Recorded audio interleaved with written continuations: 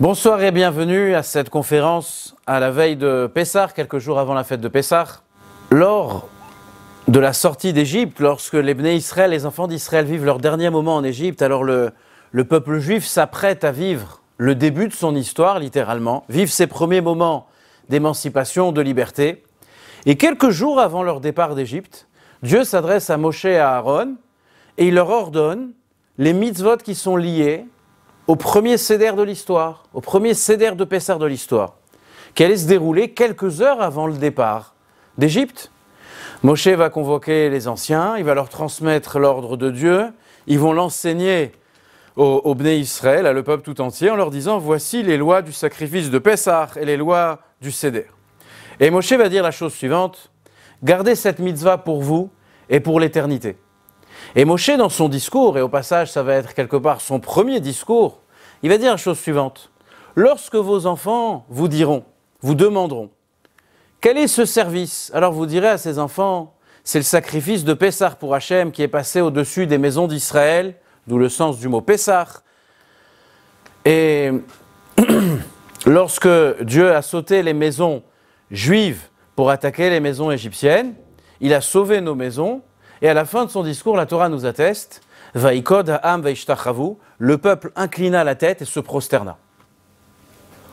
La Torah atteste que le peuple tout entier respectera toutes les halachot, toutes les lois de Pessah et du Korban, du sacrifice, tel que Moshe a reçu la mitzvah. Ensuite, il va intervenir la dernière des 10 plaies Makat Bechorot, la plaie des premiers-nés, et Pharaon va les laisser enfin sortir. Et donc, il est dit dans le texte qu'après l'annonce de Moshe, Vaikod ha'am veishtachavu, le peuple inclina la tête et se prosterna. Rachi demande pourquoi le peuple incline la tête et se prosterne. Et Rachi nous dit la chose suivante, parce que d'ordinaire, c'est pas à chaque annonce que Moshe faisait que le peuple se prosternait. Qu'est-ce qui se passe ici? Alors Rachi dit la chose suivante, Al-Besurat ha'geula ubiat ha'aretz ubsurat ha'banim sheyu lahem. Je vous le traduis. Sur l'annonce de leur délivrance, de la liberté qui approche, on est la nuit qui précède la libération finale de cet esclavage si cruel et difficile qu'a été notre esclavage en Égypte.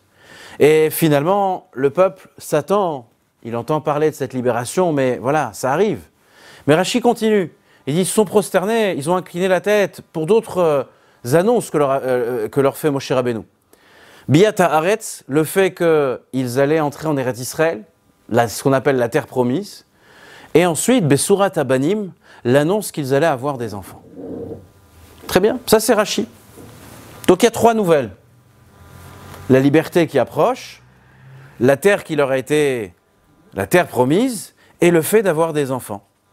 Et donc en fait, lorsque Moshe Rabbeinu, j'explique Rachi, lorsque Moïse leur dit « Vos enfants vous demanderont ki omru alechem benechem » vos enfants vous demanderont « Ma avoda azot lachem » c'est le texte qu'on va lire pendant la Haggadah, je reviendrai tout à l'heure sur ces mots-là. Vos enfants vous demanderont qu'est-ce que ce service, qu'est-ce que vous faites, c'est quoi le judaïsme? Alors en fait, les Bnei Israël ont compris qu'ils allaient avoir des enfants. Donc on a la libération, on a la terre promise, on a les enfants. Moi je comprends facilement les 2 premiers, c'est pour ça qu'ils se réjouissent. Ils montrent leur enthousiasme, ils inclinent la tête devant la parole divine et ils se prosternent devant le divin. Mais la 3e promesse, quel est le sujet de la 3e promesse? Moshe s'adresse à un peuple.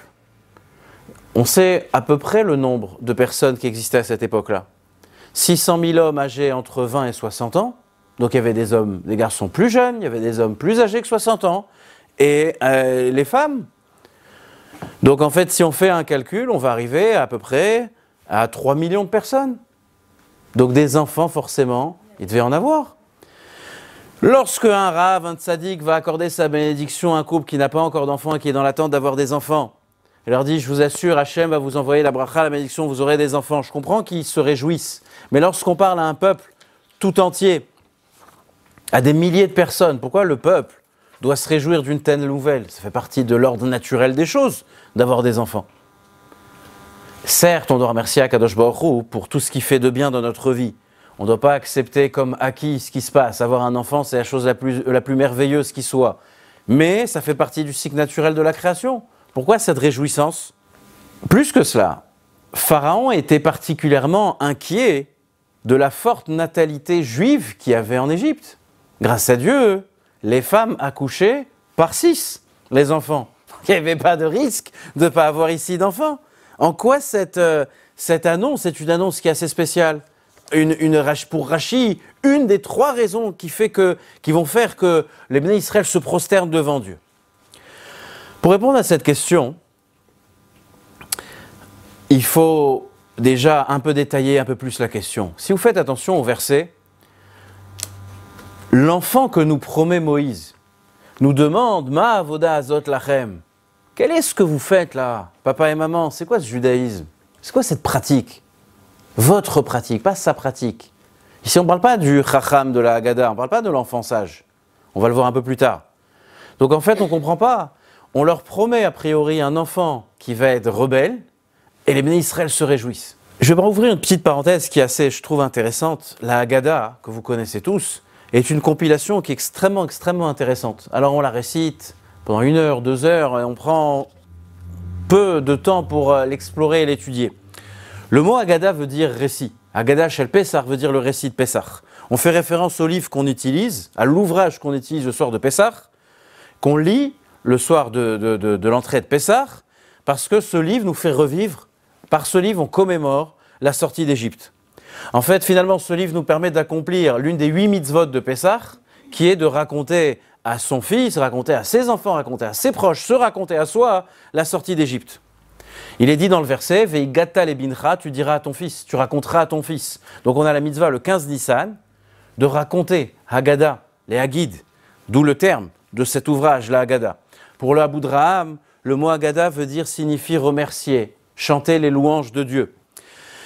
Nos sages dans le Talmud ne nous ont pas donné la version de la Haggadah telle que nous la connaissons aujourd'hui. Dans le traité Psachim, dans l'un des chapitres de Psachim, la Gemara, le Talmud nous donne les halachot qui concernent la manière dont on doit réciter la Haggadah. Le Talmud va nous livrer les passages suivants. Manishtana, Vadimainu, Metrila, Arami Ovedavi, Pesach, Matzah et Maror. Il nous parle du Hallel, il nous parle aussi de la bénédiction qu'on fait sur le vin. Ce sont des passages obligatoires et sans la récitation de ces passages, la mitzvah n'est pas accomplie. Donc il faut bien faire attention de réciter la Haggadah telle qu'elle existe dans nos livres. Au fil du temps, des passages vont être insérés en supplément dans la Haggadah, dans ce qui était la Haggadah originale, on s'est compris, sans que l'on sache exactement qui a inséré ces passages. Jusqu'à l'époque des Géonim, la Haggadah va prendre la forme, à la fin de l'époque des Géonim, la forme que nous lui connaissons. On est à peu près au début du XIe siècle. Et la première, la plus ancienne Haggadah que nous possédons, c'est la Haggadah de Rav Saadia Gaon. Et donc, c'est la Haggadah qui, qu'on soit séfarade ou ashkénaze, à quelques différences minimes près, c'est exactement le même texte. Je vais m'arrêter ce soir sur un des passages de la Haggadah. La Haggadah dit la chose suivante. Baruch Hamakom Baruchu. Béni soit Dieu, Hamakom, littéralement l'endroit, mais on parle de Dieu. Baruchu, béni soit-il. Et la Haggadah continue et nous dit la chose suivante. Keneged arba banim dibra Torah. La Torah s'adresse à 4 catégories d'enfants. Donc la question qui se pose, c'est où, quand et comment la Torah s'est adressée à 4 catégories d'enfants. Ce passage apparaît dans la Mechilta. Il se retrouve dans le Talmud de Jérusalem. La Mechilta, c'est le Midrash sur Shemot. Et en fait, ce passage traite de 4 versets dans la Torah qui s'adressent aux enfants. Les 3 premiers sont dans la Parashat Bo qu'on a lu il y a quelques semaines. Le dernier dans Parashat Vaetchanan à la fin de la Torah dans le livre de Devarim. La première fois dans Parashat Bo, lorsque Moïse ordonne d'offrir le Korban Pessah, qui est traduit en français par agneau pascal, il est dit dans le verset, il adviendra que lorsque vos fils vous diront, qu'est-ce que ce service pour vous? Point d'interrogation. Premier verset, où on voit que Moshe parle d'un enfant qui nous posera un jour une question. On a un autre verset dans Parashat Bo un peu plus loin, qui nous dit, tu raconteras à ton fils ce jour-là, c'est en vue de ceci, de tout ce qui s'est passé en Égypte, de notre sortie d'Égypte, que Hachem a agi en ma faveur lorsque je suis sorti d'Égypte. C'est le deuxième passage, on voit que Moshe Rabbeinu s'adresse à un enfant. Troisième passage, un peu plus loin dans la même paracha, toujours dans Bo, et il est dit dans le verset, Vehaya, et ce sera lorsque ton fils te demandera demain en disant, qu'est-ce que ceci? Tu lui diras, d'une main puissante, Hachem nous a fait sortir d'Égypte. La dernière fois où Moshe Rabbeinu parle d'un enfant, fait référence à un enfant, parachat Vaetchanan, il est dit, Ki shalcha bincha machar lemo. Lorsque demain ton fils te demandera, Ma ha'edut va'achukim va'mishpatim. Quelle est la Torah? Les edut, chukim, mishpatim, les trois catégories de mitzvot qui existent, qu'Hachem vous a ordonné. Et on lui dira qu'Hachem nous a fait sortir avec une main forte. Pour nos sages, ces 4 enfants dont parle Moshe sont 4 catégories de personnes qui existent. Toute petite parenthèse, vous aurez le temps les 2 soirs du Seder, parce que pour ceux qui restent à Paris, enfin on ne va pas rentrer dans cette question halachique, mais en tout cas pour ceux qui font 2 Seder, on a le temps de percer un petit peu la Haggadah. Les 2 premières questions perçues dans la Haggadah, les 2 premières questions qui apparaissent dans la Torah, elles concernent le rachat et celui qui ne s'est pas posé la question. Vesheno yodeh lishol. Donc d'abord dans la Torah apparaît le rachat et ensuite celui qui ne s'est pas posé la question. Ces 2 questions concernent les mitzvot de Pessah. La troisième, le tam, le simplet, concerne la mitzvah de Pidyon Haben, le rachat du premier-né. Et la 4e, c'est la dernière qui apparaît dans la Torah, c'est la question du sage, du chacham, qui concerne la Torah dans son ensemble.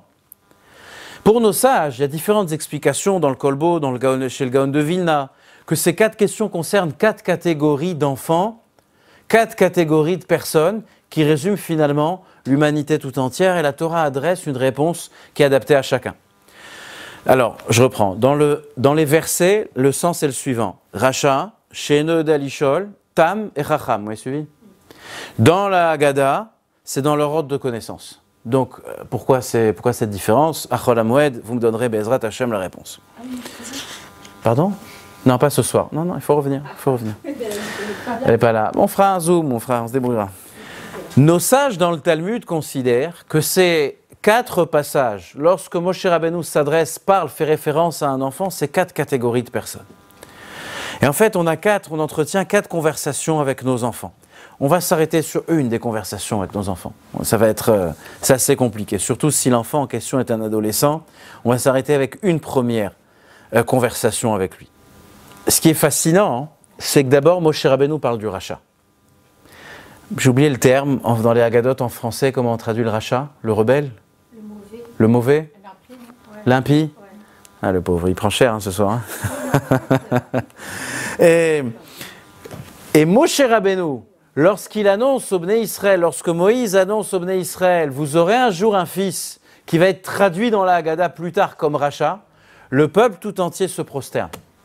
Le peuple tout entier s'enthousiasme et joyeux d'entendre que demain ils auront un fils qui est rachat. Il va falloir nous répondre à cette question. Quelle est l'idée qui se cache derrière cela? Il y a une tradition, nous dit la Gemara. Des fois il est dit Vayehi, des fois il est dit Vehaya. Vayehi bima Achashverosh, et ce fut à l'époque au temps d'Achashverosh. Et la Gemara nous dit la tradition que nous possédons depuis toujours, que lorsque la Torah dit Vayehi, c'est une annonce qui est négative, qui est triste. Le ciel s'assombrit. Vehaya doit être perçu comme une annonce de joie. Et dans le texte de Moshe Rabbeinu, la première fois qu'il parle au Bnei Israël, il est dit Vehaya ki omru alechem benechem. Il adviendra lorsque vos enfants vous diront la chose suivante, le discours du rachat. Et Vehaya doit être perçu comme une annonce qui est joyeuse, qui est bénéfique pour nous. Alors j'ai lu une très belle explication. Pourquoi cette différence entre Vehaya et Vayehi? Parce qu'en fait, le passé, il n'est pas forcément négatif. Vehaya et Vayehi sont 2 termes pour parler du passé. Et ce fut. Il adviendra. Et ce fut. Parce qu'en fait, ce que la Torah veut nous dire, chose suivante. Certains ne vivent pas avec l'enseignement du passé, mais certains vivent dans le passé. Vivre dans le passé n'est pas pareil que se rappeler du passé. On peut tirer des enseignements du passé. C'est une chose, c'est une bonne chose. Alors là, c'est Vehaya. C'est une annonce qui est joyeuse. Je m'enrichis de mon expérience, positive, négative, à ne pas refaire les mêmes erreurs ou à utiliser ce qui est bénéfique pour moi. Mais lorsqu'une personne s'arrête dans son passé, elle vit dans son passé, elle vit dans une nostalgie virtuelle qui n'existe pas, alors la Torah, elle dit Vayehi. Et ce fut, et c'est quelque chose qui est tout à fait négatif. Lorsque j'apprends de mon passé pour enrichir mon présent et construire mon futur, c'est quelque chose qui est signe de bracha, de bénédiction. Mais lorsque je vis dans le passé, c'est que je suis mal à l'aise avec mon présent.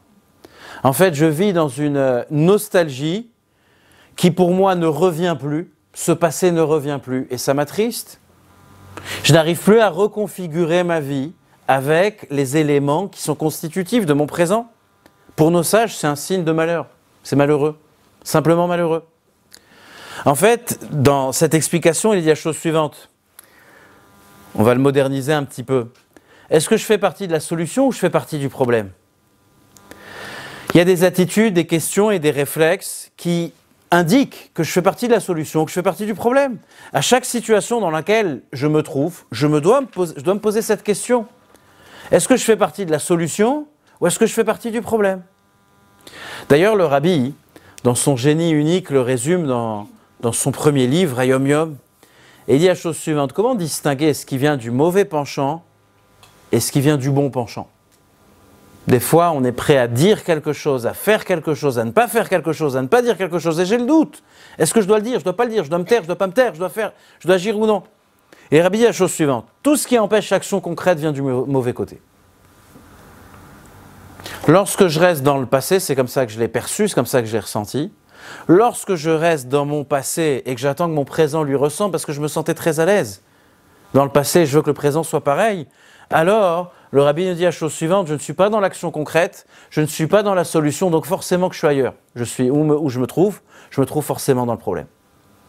Dans d'autres mots assez modernes aussi, sommes-nous occupés ou sommes-nous productifs? C'est la même question.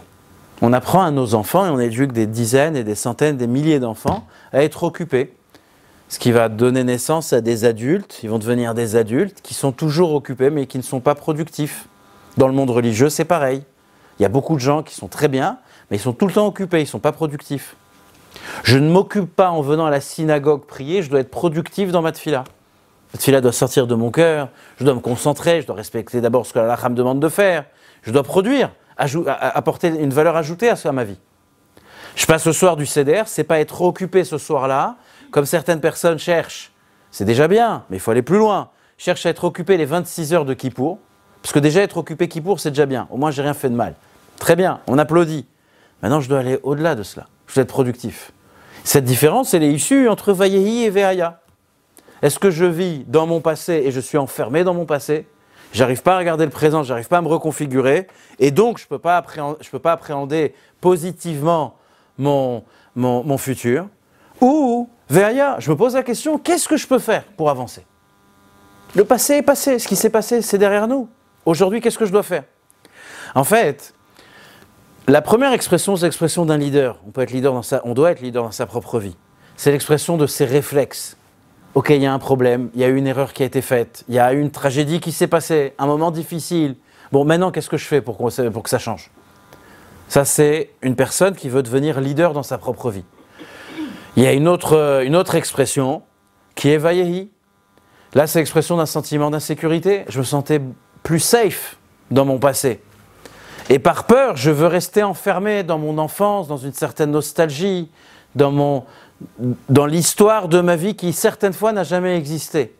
Donc, la personne est littéralement paralysée, sclérosée. Elle est en stagnation, elle n'avance pas. Et l'autre, qui est dans le Vehaya, c'est l'expression de sa créativité, de sa détermination, de son courage, de sa foi, de sa positivité, de son optimisme. C'est toute la différence. Moshe, lorsque pour la première fois, entre guillemets, il s'adresse à tout le peuple de manière très officielle, alors il ne leur dit pas « I have a dream ». Non, c'est pas la première chose qu'il dit, bien que c'est un discours magnifique et je vous invite à le réécouter. Lorsque Moshe s'adresse à eux, il dit « Vaya », vocabulaire dans la Torah, dans notre tradition de joie. Lorsque vos enfants vous demanderont « Qu'est-ce que vous faites ?» Ben, la joie dans le peuple juif éclate.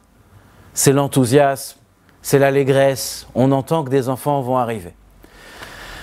Bah, écoutez, si c'était Moshe Rabbeinu nous promettait le Chacham, ce garçon ou cette fille, le fils ou la fille qui répond toujours présent, qui rapporte les meilleures notes à l'école. T'as vu, je parle de toi ce soir. Et tout le monde vous complimente à son sujet, il réussit ses études d'un trait, il se marie. En fait, c'est un parcours sans faute. Là, je comprends la joie des Bnei Israël.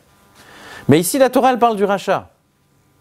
Le rachat, c'est pas celui qui vient à la table du seder, qui est invité, qui est chez ses parents, qui dit papa, maman, comment tu veux que je t'aide pour poser la table, t'aider à faire les courses, à faire le ménage, je vais débarrasser, quand je serai grand, j'aimerais être comme vous. C'est le rachat. Le rachat, qu'est-ce qu'il est en train de dire? Il vient à la table du seder, il donne un coup de pied dans la table, il dit bah, Avoda Zot Lachem, qu'est-ce que vous faites ici? C'est vieux, c'est antique, c'est dépassé. La Torah, c'est plus pour nous, l'histoire, elle a 3000 ans, votre histoire de sortie d'Égypte. Ma avoda azot lachem. Les bénis Israël, lorsqu'ils entendent cela, nos parents, nos ancêtres, lorsqu'ils entendent qu'un enfant rachat va naître, tout le monde s'enthousiasme.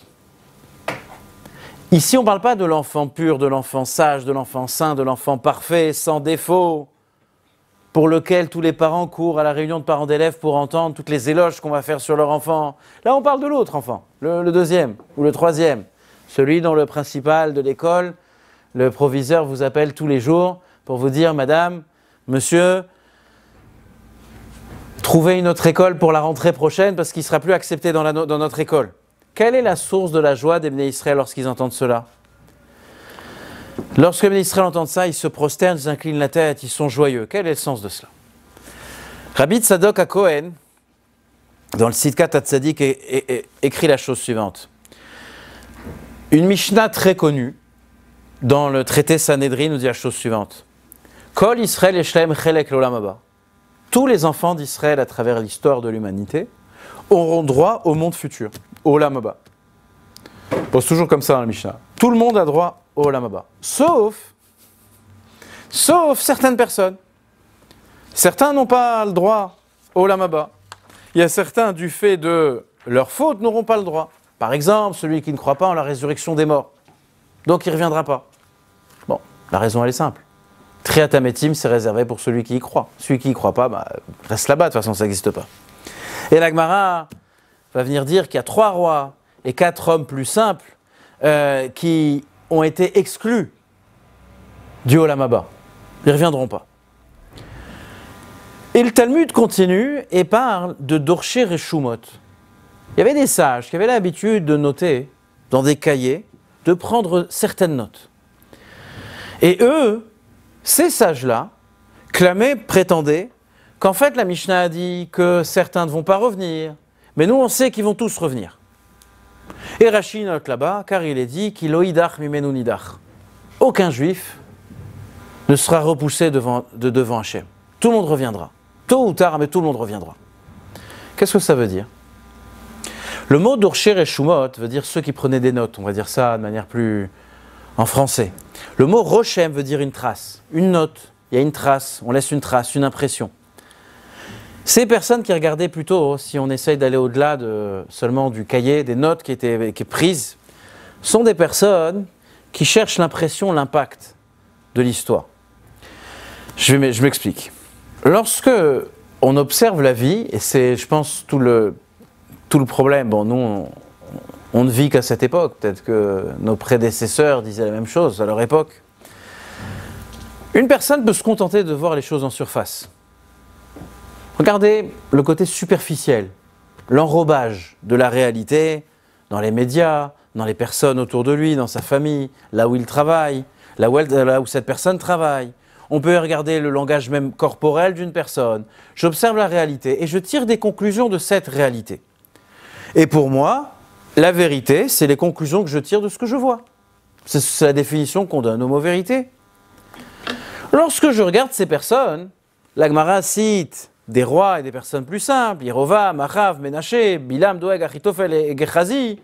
Quand on regarde en surface, à l'extérieur, ces personnes ont commis des fautes tellement graves qui font que moi-même, j'accepte que ces personnes n'ont pas... Je comprends pourquoi elles ne peuvent pas revenir. Elles n'auront pas le droit au monde futur. Ménaché était un roi d'Israël, il a régné pendant 55 ans.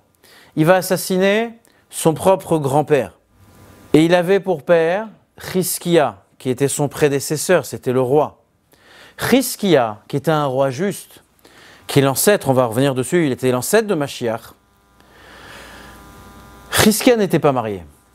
Chizkia avait vu Beruach HaKodesh, par vent de prophétie, qu'un jour allait naître un enfant, il allait donner naissance à un enfant qui s'appelait Ménaché, qui allait fauter et faire fauter le peuple juif tout entier. Et donc il décide de ne pas se marier, de ne pas avoir d'enfant. Il fait ce calcul. Ishaïa, le prophète Isaïe, lui fait le reproche au nom de Dieu. Pourquoi tu ne te maries pas et pourquoi tu n'as pas d'enfant? Alors le roi lui dit, pourquoi je vais me marier? Je vais avoir Ménaché. Et il n'a pas donné le nom de l'enfant, mais j'ai vu que cet enfant allait être le pire des assassins. Et Ishaïa lui dit la chose suivante, tu n'as pas à te mêler des comptes de Dieu. Akadosh Baruch Hu t'a donné une mitzvah de te marier, une mitzvah d'avoir des enfants, tu dois respecter cette mitzvah. Ne rentre pas dans les calculs d'Akadosh Baruch Hu. Alors à l'époque, comme ils étaient très directs, il lui a dit la chose suivante, puisque tu prêches la bonne parole, donne-moi ta fille. Pourquoi vous me regardez comme ça, étonné? Il lui annonce qu'il sait qu'il va avoir un enfant rachat, lui dit ne rentre pas dans les calculs de Dieu, lui dit donne-moi ta fille, et l'autre il se dit mais ma fille elle va être la mère de ce rachat. Mais comme ils étaient directs et quand même honnêtes, c'est ce qu'il va faire. Et il lui dit ne rentre pas ta tête dans les calculs d'Akadosh Baruch Hu. Nous ne sommes pas là pour interférer dans les mystères de la création. Laisse Dieu gérer le monde. Il lui donne sa fille, il se marie et il a Ménaché. Ménaché né. Ménaché était, pardonnez-moi, complètement tendu. À la fin de sa vie, il est torturé par les Babyloniens. Il va faire Teshuvah. Et la Gemara nous atteste que finalement, il va atteindre le paradis. Mais pour atteindre le paradis, Dieu a créé un passage tout à fait particulier pour lui. En fait, les anges dans le ciel vont bloquer le passage. Les anges n'acceptent pas Ménaché. Donc Dieu va creuser un tunnel qui atteint son trône pour faire passer d'un point A vers le trône de Dieu ou vers le paradis Ménaché. Quel est le sens de cette histoire dans la Gemara? Pourquoi Dieu doit se cacher de ses anges pour permettre à quelqu'un de rentrer dans le Olam Haba, dans le paradis ou proche de son trône? Dieu a peur de ses propres anges, ses serviteurs. Plus que cela, le ciel, dans notre conception du ciel, le ciel c'est Olam Haemet, le monde de la vérité. Il n'y a pas de népotisme. On n'a pas de relation dans le ciel. Je connais un tel, je connais un tel, je connais le maire, je connais le député, je connais le président de la République. Il n'y a pas de... On passe pas la pommade dans le ciel, ça n'existe pas non plus, c'est le monde de la vérité. Et également, il n'y a pas de déception. Donc finalement, quel est le sens de cette Gemara? Pourquoi Dieu creuse un tunnel pour permettre à Ménaché d'atteindre le Olam Haba? Le sens, il est le suivant. Les anges ne se sont pas trompés. Ménaché, a priori, ne pouvait pas faire Teshuvah. Il était trop enfoncé dans l'erreur, dans ses fautes. Compromis, corrompu, a priori jusqu'aux os. Les anges avaient raison. Mais le tunnel que Dieu creuse représente quelque chose de particulier. Pour que Ménaché puisse continuer à avoir ou à trouver une relation avec Akadosh Baruch Hu, il fallait creuser. Il fallait creuser. Le tunnel ici, creuser un tunnel, c'est toute une symbolique. Les anges, eux, n'observent que ce qui s'offre entre guillemets à leurs yeux. Ils voient un homme qui est le pire des impies, le pire des rachats. Dans le texte de Dieu, il n'a plus sa place, donc il est out, on le met dehors. Akadosh Baruch Hu voit que derrière cet enrobage de Avera, il y a quand même une étincelle qui vit à l'intérieur de lui. Donc il va falloir creuser pour atteindre le bien qui existe encore à l'intérieur de cette personne. Et d'ailleurs, de manière très brève, le monde n'est jamais comme il paraît. Le monde cache tout. Si les scientifiques, les philosophes, les psychologues, les chimistes, les physiciens, les mathématiciens s'en étaient tenus à l'aspect extérieur des choses, on n'aurait jamais rien découvert dans le monde. Si on avait foi qu'il n'y a rien d'autre que ce qui s'offre à nos yeux, on n'aurait rien pu découvrir. Dans le monde physique, c'est ainsi, et dans la Torah et les mitzvot particulièrement, le monde n'est jamais comme il paraît. Et c'est la raison pour laquelle on prend notre main droite lorsqu'on récite Shema Israël, lorsqu'on exprime notre profession de foi la plus intense qui soit dans le judaïsme, bien qu'on ferme les yeux, mais on les couvre avec la main, pour montrer que j'arrête de regarder ce qui s'offre à moi, cette réalité qui s'offre à moi, et je me concentre sur ce que j'appelle moi la vérité, Shema Israël Hashem Elokeinu Hashem Echad. Il faut avoir un courage particulier pour être capable d'observer la réalité du monde, c'est ce que fait la halakha. La halakha regarde la réalité du monde. Personne n'est en vie, personne n'est malade, personne elle décède, personne elle est enfant. La brit mila, la bar mitzvah, enfin peu importe, c'est Shabbat, c'est pas Shabbat, on regarde la réalité physique des choses telles qu'elles s'offrent à nous. Et des fois, ce monde ne réclame rien d'autre que le chaos, que de la souffrance sans limite, que de la frustration, que de l'injustice. Et Dieu nous dit, attendez, cachez, mettez la main sur les yeux et commencez à creuser un tunnel pour découvrir qu'est-ce qui se cache derrière cette réalité. Un autre personnage qui est cité dans cette Gemara, on a parlé de Ménaché, on va parler d'Yerovam, qui était un homme, un génie. Mais ce génie, qui va devenir un génie maléfique, va construire pas un veau d'or, mais deux. Pourquoi se contenter d'un? On va en faire deux. Il va bloquer la route pour Jérusalem, donc les Israël vont plus pouvoir accéder au temple. Il nous dit la Gemara, pire que fauter lui-même, vous savez qu'il y a pire que faire une avéra soi-même. Il y a faire en sorte de pousser les autres à fauter.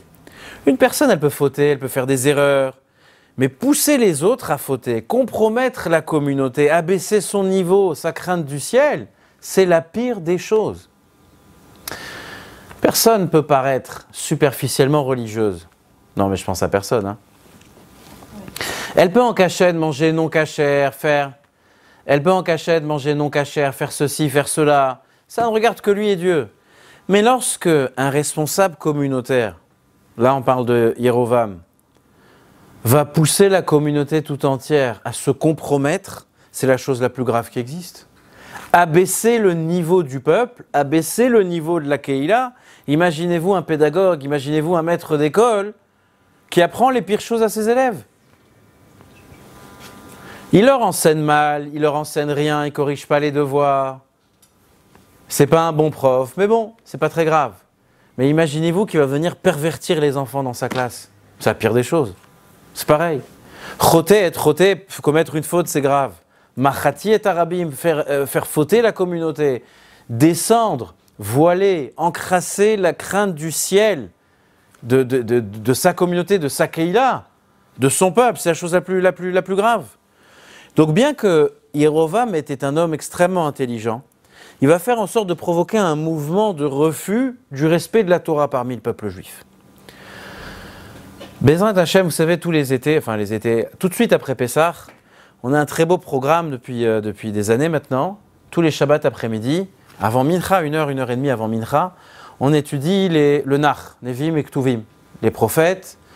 Donc les années précédentes, on avait fait en décousu un passage là, enfin sans ordre. Et l'année dernière, j'ai dit on va reprendre depuis le début. Et on a presque fini le livre de Josué, Yehoshua.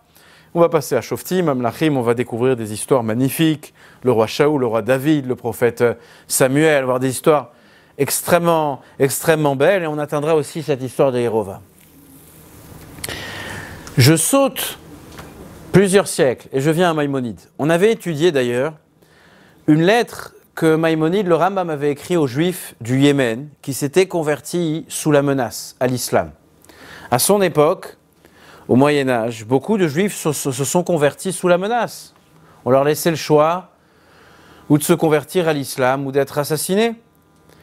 Et lorsque la menace a été écartée, ces Juifs qui se sont convertis de manière superficielle, hypocrite, pour être restés sains et saufs, lorsqu'ils ont voulu réintégrer la communauté juive, certains rabbins ont refusé d'accepter ces personnes. Et le Rambam Maïmonide a écrit une lettre qui est depuis très connue pour protéger cette personne. La lettre doit être étudiée pour comprendre l'aspect halachique des choses. Et là-bas, entre beaucoup de choses qui sont rapportées dans cette lettre, le Rambam dit la chose suivante, que Yerovam ben Navat, qui fut l'un des plus grands pécheurs, des plus grands fauteurs, en créant des idoles, il sera puni pour Avodah Zara, pour tout ce qu'il a fait de mal, et il sera puni également pour avoir cuisiné un vendredi, Yom Tov, veille de Shabbat, sans avoir fait le Eruv Tafshilin. Bon, déjà, petite parenthèse. Cette année, Bezrat Hashem, Pessah tombe mercredi soir. Si je me trompe, il faut m'arrêter. Mercredi soir.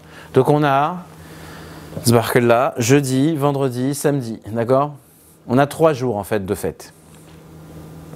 3 jours de fête. Donc il faut impérativement, mercredi, réciter, comme on l'a imprimé ici dans le guide, réciter ce qui s'appelle le Eruv Tafshilin. On va pas entrer dans qui nous permet de préparer, de vendredi qui est jour de Yom Tov, de manière qui est moutard, le jour de Yom Tov, de préparer pour le Shabbat. Parce que normalement, un jour de fête, on ne peut pas préparer pour un jour qui n'est pas un jour de fête. On ne peut pas préparer pour un autre jour, simplement. On va préparer pour le jour même. Donc on fait ce que les Chachamim appellent Eruv Tafshilin. Donc ça doit être fait mercredi, pour qu'on puisse le faire de vendredi et on puisse préparer, mettre ça d'afina sur la plaque, etc. Bien évidemment, cacher les pessars, que ça soit prêt. Le Rambam dit que Yerovam sera puni pour Avodah Zara, l'idolâtrie qu'il a fait, les monstrueuses avérotes qu'il a commis, et pour le Hérouf Tafshilin qu'il n'a pas fait. Je m'explique, on va tenter d'expliquer. Le prophète Amos, bizarrement, les ingénieux traducteurs du Tanakh, la Bible en français, ont décidé de ne pas traduire Amos. Ishaïa, ils ont traduit Isaïe. Yermia, ils ont traduit Jérémie. Habakkuk, ils ont traduit, ça me fait toujours rire, Habakkuk. Bon, ils étaient inspirés, mais Amos, ils ont dit on ne le traduit pas. Amos, c'est resté Amos en français. J'avance. Le prophète Amos dit la chose suivante. C'est vous seul, dit Dieu, que j'ai distingué de toutes les familles, entre toutes les familles de la terre. C'est pourquoi je vous demande compte de toutes vos fautes. Dieu dit, je vous reconnais, je vous ai distingué, je vous aime parmi les autres, vous êtes particuliers pour moi. C'est pour cela que chacune de vos fautes est comptée. Je m'explique. La faute n'existe uniquement s'il y a une relation. L'erreur est une erreur uniquement s'il y a une relation qui s'inscrit ici. Prenons l'exemple du mariage. Un célibataire qui fait sa valise et qui décide d'aller visiter l'Australie, d'aller faire le tour de l'Afrique, etc., il manquera à personne et on ne dit pas qu'il a abandonné les siens, qu'il y a une rupture, que c'est gravissime et que c'est un sale type, on ne dira pas ça. Un homme marié, père de famille, qui d'un jour à l'autre, il prend sa valise, il disparaît, sans la permission bien évidemment de son épouse, on dit c'est la plus grande faute. Tu fais rien, mais au moins tu restes là. Alors, partir, c'est très très grave, mais nous déjà à notre niveau, on ne répond pas à un SMS au bout de 3 minutes, c'est déjà quelque chose de difficile. Pourquoi ? Parce que lorsque je me trouve dans une relation avec une autre personne, son comportement m'affecte. J'aime mes enfants, je fais attention à mes enfants, ils sortent de l'école, je ne sais pas où ils se trouvent, ils ne répondent pas aux SMS, je m'inquiète, ça a un impact sur moi. Pourquoi ? Parce que la relation du père envers ses enfants, de la mère envers ses enfants, du mari envers sa femme, etc., c'est quelque chose qui impacte l'un et l'autre. Donc en fait, peu importe la nature finalement de la relation, quand quelqu'un il est caissier dans un magasin et que le patron il l'appelle dimanche soir à 2h du matin, il n'y a aucune raison, il ne va pas lui répondre. Parce que la relation ne va pas jusque-là. Mais si vous vous associez avec votre meilleur ami, vous investissez tous vos biens et à 2h du matin, il y a un danger imminent qui arrive, c'est normal qu'il vous réponde. Parce que la relation est là.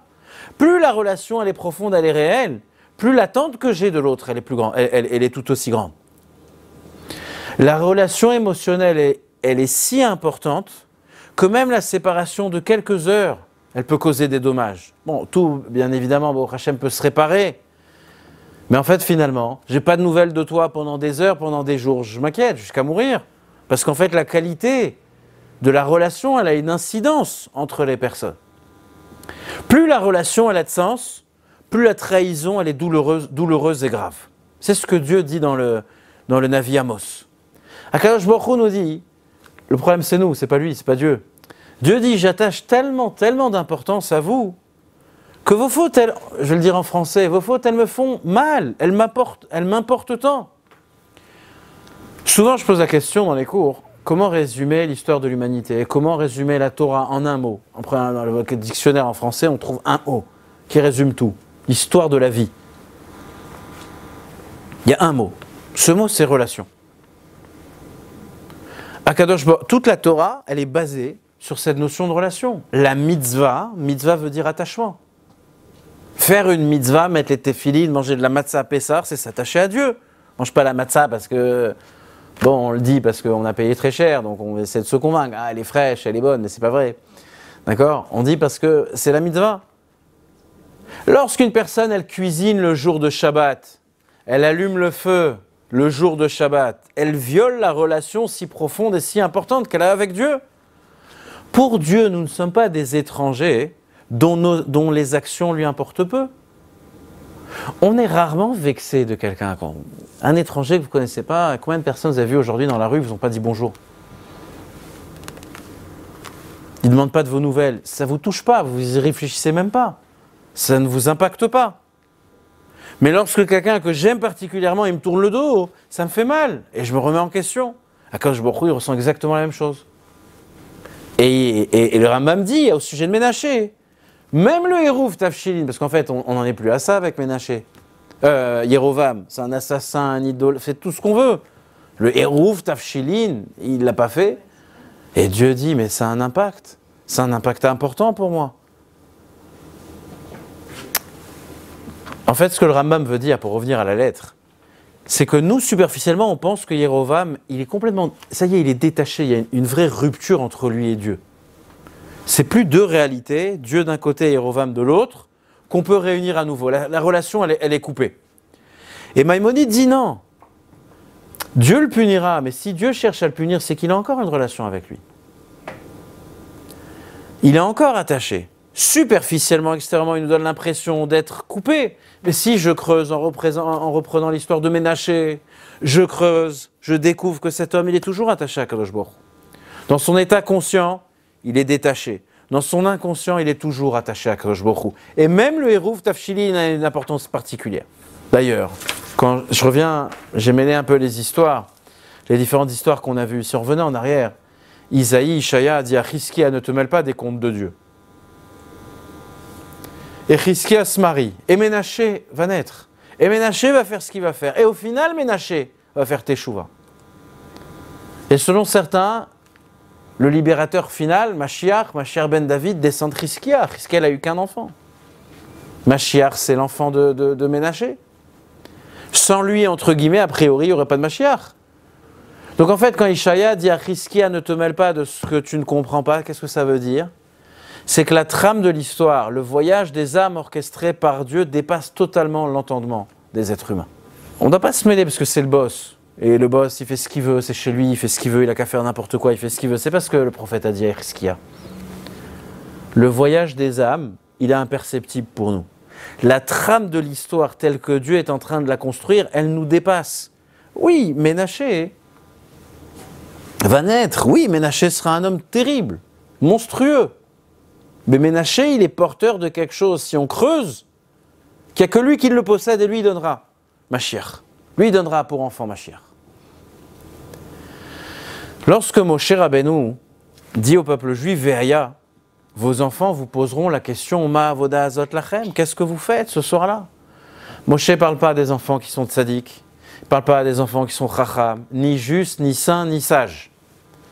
Mais il parle de l'enfant qui vient et qui conteste ce qui se passe. Et qui dit à ses parents, pour moi, vous êtes des extraterrestres. Mais on ne retient pas tout ce soir, c'est pas obligé de... Et le peuple se réjouit. Et le peuple dit, Baruch Hamakom Baruchu. Baruch Hamakom, béni soit Hamakom l'endroit, on parle de Dieu ici. Parce que le monde n'est pas l'endroit de Dieu, mais Dieu est l'endroit du monde. Dieu occupe tout l'espace. Dieu se manifeste dans toute notre réalité. Là, on parle du sage. Baruch Hamakom, c'est l'introduction au passage des 4 enfants dans la Haggadah. On parle du Chacham.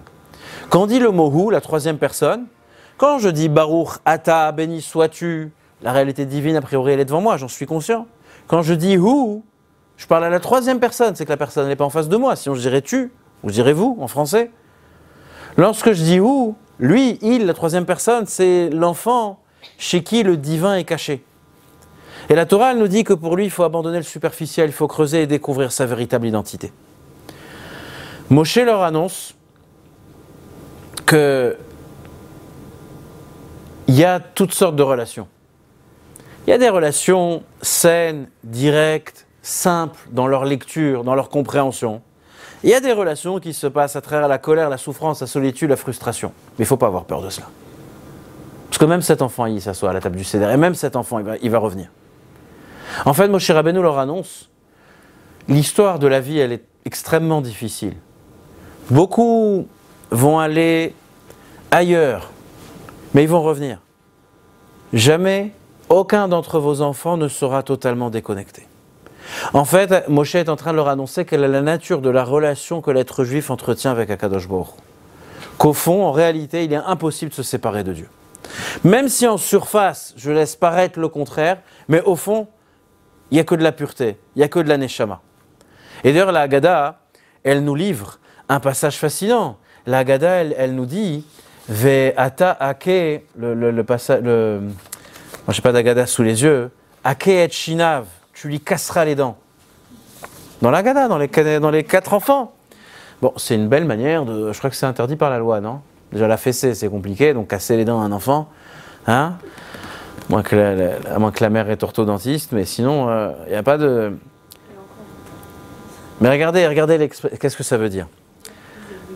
Il faut écouter ce que ça veut dire. Certains parlent avec beaucoup de violence. Des fois, les adolescents, les enfants, ils ont cette capacité à faire mal à leurs parents. Comment? Ils cherchent les mots, ils cherchent des mots qui les dépassent, et des mots, ils savent qu'en utilisant ces mots, ça va les faire mal à leurs parents. Il y a des adultes qui entre eux parlent avec beaucoup de violence. Finalement, c'est plus des paroles.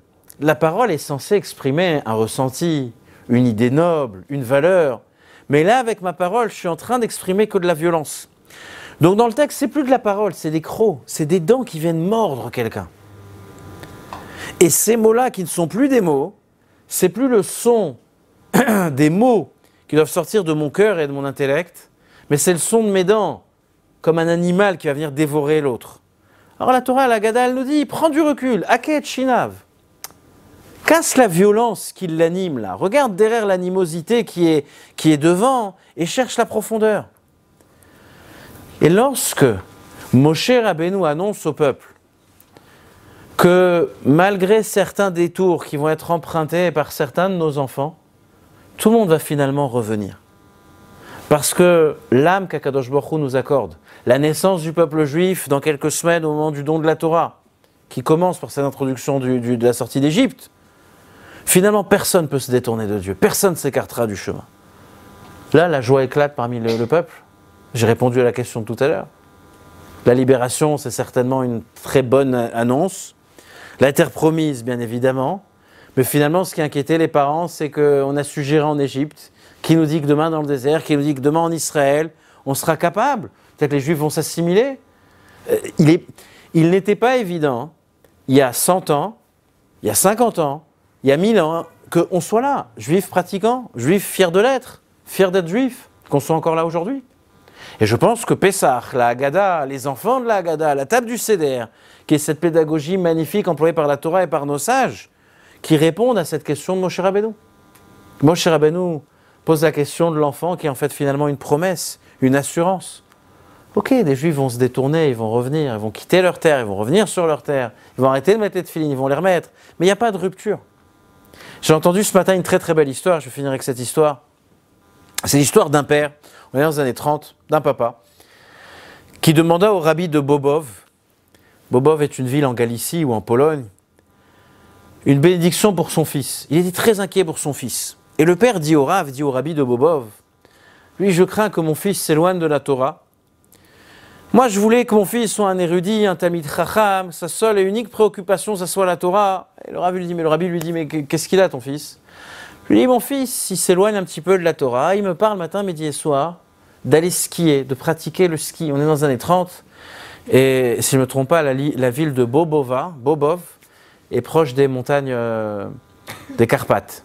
Donc à l'époque, ça devait être le... Et on est à la veille de la guerre. Les chassidim de Bobov vont être majoritairement, malheureusement, exterminés par les nazis. Le rabbi lui-même de Bobov va être exterminé, va être assassiné par les nazis. C'est son frère, je crois, qui va reprendre le flambeau et recréer cette magnifique chassidoute. Mais pour revenir à notre histoire, le rabbi de Bobov dit au papa, il lui dit, dis à ton fils de venir me voir au courant de la semaine, qu'il vienne me voir. Le père est très content, il rentre chez lui. En attendant, le rabbi demande à son secrétaire d'appeler un certain Yaakov, qui est le meilleur élève de la yeshiva, le plus assidu de la yeshiva. C'est un gosse qui ne lève pas la tête des livres, il étudie presque jour et nuit.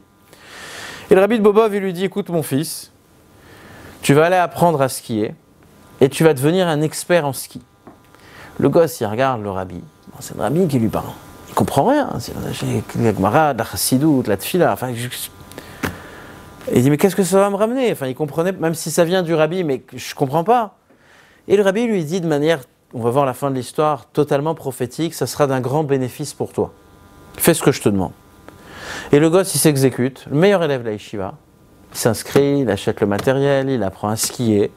Et comme, au-delà de son érudition, de ses capacités intellectuelles, il était aussi athlète, donc il devient véritablement expert en ski. Très vite, Yaakov apprend un sport qui, à moi en tout cas, me dépasse, et devient vite expert. Finalement, on revient, le jeune garçon dont le papa était inquiet, il vient voir le rabbi, et le rabbi lui dit « Viens dans ma yeshiva, intègre mon école », le gosse accepte, et le rabbi fait très attention à lui, c'est son guide, c'est son mentor, et le rabbi demande à Yaakov, il lui dit « Regarde, prends ce jeune garçon, et emmène-le au ski avec toi, apprends-lui ». Maintenant, quand tu lui apprends, quand vous chaussez les chaussures, quand les skis, lorsque vous montez, vous descendez, parle-lui de Torah. Il va voir un garçon érudit et sérieux comme toi, il va vouloir devenir comme toi, et dans le ski qu'il aime, et dans la Torah. Et finalement, notre garçon, le fils de notre papa inquiet, il était ravi. Il a le meilleur élève de la yeshiva qui s'occupe de lui, qui lui apprend le sport rêvé. En plus de ça, avec la bénédiction du rabbi, il n'a pas besoin de faire l'école buissonnière pour aller se cacher et le pratiquer. Le garçon, il avance, il adore la yeshiva, son père est ravi, tout est magnifique. Malheureusement, des semaines, des mois plus tard, de manière tragique, la ville va être attaquée, les Juifs vont être déportés, les Chassim de Bobov avec toute la communauté juive. Et Yaakov est déporté dans un ghetto qui est proche des montagnes. Et les nazis, un jour, avec l'inspiration monstrueuse, horrible qu'on leur connaît, vont exiger des Juifs de gravir la montagne qui était face à eux et de descendre, dévaler la montagne, sans aucun équipement. Ceux qui étaient réticents, ils étaient bousculés. On avait ici des hommes, des femmes qui étaient affamés, maigres, malades, sans habits, en plein hiver. Et la montagne, elle était particulièrement dangereuse. Et dans ces moments tragiques, il y a eu quand même quelques moments de grâce, on va dire. Et Yaakov raconte que beaucoup de Juifs ont péri à ce moment-là, sont morts. Mais lui, comme il avait acquis une certaine maîtrise, il a pu descendre la montagne grâce à tout le ski qu'il a pratiqué, et il a survécu. Et il a raconté chaque année de sa vie, ce Yaakov, que ça, d'où les mots prophétiques du rabbi, ça sera bénéfique pour toi aussi. Essayons de penser à cela. Quelle leçon de pédagogie extraordinaire, particulière, ce maître a eu? Il aurait pu dire, comme beaucoup aujourd'hui, hier et encore demain, ça sera pareil. Chez nous, les religieux, on ne skie pas. Il n'y a pas un bachour à la yeshiva, il n'y a pas au ski. Parler ainsi, c'est pour le père perdre son fils. Qu'est-ce que fait le rabbi de Bobov? Mais il a dû s'assurer de beaucoup de choses, il a dû s'investir personnellement, mais ça on n'a pas le détail. Il prend le meilleur élève de la yeshiva, il l'associe avec ce gamin qui se pose des questions existentielles, et il fait en sorte qu'il ait une influence positive sur lui. Le plus grand cadeau de l'éducation, et quand je parle d'éducation, vous savez, lorsque la halakha nous dit que le sort du seder, on doit parler à son fils, à sa fille, on doit réciter à nos enfants, mais on doit se parler à nous-mêmes. La Gemara pose la question suivante. Une personne qui est seule le soir du Seder, avec qui elle accomplit la mitzvah, elle l'accomplit avec soi-même. Donc l'éducation, c'est éduquer ses enfants, mais tout d'abord, c'est éduquer soi-même. Il nous est interdit d'être sourd aux aspirations véritables d'un enfant. On ne doit jamais décider du présent et de l'avenir d'un enfant au nom d'un idéal abstrait et très souvent, on le voit, erroné, ce qui nous coupe de l'enfant. Je veux que mon enfant réussisse de telle et telle manière, donc pour cela j'inscris dans tel et tel cadre, et donc finalement je me sépare de lui, et j'ai une approche avec lui qui est très froide, qui est glacée. Et la séparation, c'est ce qu'il y a de pire dans l'éducation. On ne peut pas éduquer un enfant, faire en sorte qu'il puisse se réaliser en étant loin de lui. Pour l'enfant, c'est perçu comme du mépris. Et être déçu, sentir qu'on est méprisé par ses propres parents, pour un enfant, c'est la pire des choses. L'éducation, c'est de se donner véritablement, faire Messirut Nefesh, se sacrifier pour l'autre. Ce n'est pas forcément son enfant, pour son époux, pour son épouse, pour son ami, pour son prochain. Bien évidemment, il faut un cadre. Le cadre doit être respecté. Mais à nous de donner à l'enfant un cadre qui lui permette de briller et de se développer. Si on veut se parler à nous-mêmes, Shabbat, j'avais l'impression, lorsque je donnais la halachot, que certaines personnes, et je pense que c'est aussi une des raisons pour lesquelles il y a moins de personnes au cours ce soir, pensaient que c'était un cours d'halakha. J'ai réalisé Shabbat que lorsqu'on on enseigne la halakha, beaucoup le prennent très mal. C'est un cadre qui est trop restreint, qui m'oblige à faire ça, qui m'interdit à faire autre chose. C'est pas pour moi. Moi, j'aime bien entendre une belle idée du judaïsme sur l'éducation, sur les valeurs humanistes de la Torah, ce genre de choses. Mais me donner de la halakha, l'abdika tu fais à telle heure, la chametz tu fais ça, la matzah tu fais ci, etc. C'est pas pour moi. C'est une très mauvaise perception de la halakha. La halakha est le cadre unique qui nous permet de faire ressortir le meilleur de nous-mêmes. Quand la Torah elle nous dit ce soir, sors du seder, tu bois 4 coupes à tel moment, c'est parce qu'en fait de cette manière-là on est capable de se réaliser. Pareil pour chaque halakha, pareil pour chaque minute, pour chaque jour. C'est pareil pour nos enfants. Il y a besoin d'une structure, il y a besoin d'ordre, il y a besoin de soumission. Pas pour les casser, pas pour les briser, pour leur permettre d'exprimer le meilleur qui est à l'intérieur d'eux. Les lois de la Torah, et Pessah est une fête où il y a énormément d'halachot, les lois de la Torah sont là pour créer l'attachement, pas pour créer le détachement. Les halachot sont là pour l'attachement, pas pour la séparation. La Torah, elle vient nous lier à Kadosh Baruch Hu. Elle vient nous attacher à Hachem, elle ne vient pas nous rejeter, faire en sorte qu'on soit rejeté. Lorsque, avec beaucoup de soumission et de précision, je vais allumer les bougies de Shabbat à telle heure, avec telle bénédiction, de telle manière, pareil pour le Kiddush, pareil pour Pessah, pareil pour toutes les halachot, lorsque je suis sensible aux détails de la halacha, c'est là que la relation se crée. Certaines personnes se disent, mais pendant tant et tant d'années, je n'ai pas respecté, je ne savais pas, ou je savais, je décidais de ne pas le faire. Aujourd'hui, à quoi bon revenir ? Il faudrait dire à cette personne, le premier enfant dont parle Moshe Rabbeinu, il parle de toi. C'est toi qui vas revenir. Et nos ancêtres, quand ils ont entendu que tu allais naître, tu allais te détourner, tu allais revenir, ça a été la plus grande joie. Et ça, c'est tout le sujet de ce Pessah Be'ezrat Hashem. Voilà, Chazak U'Baruch.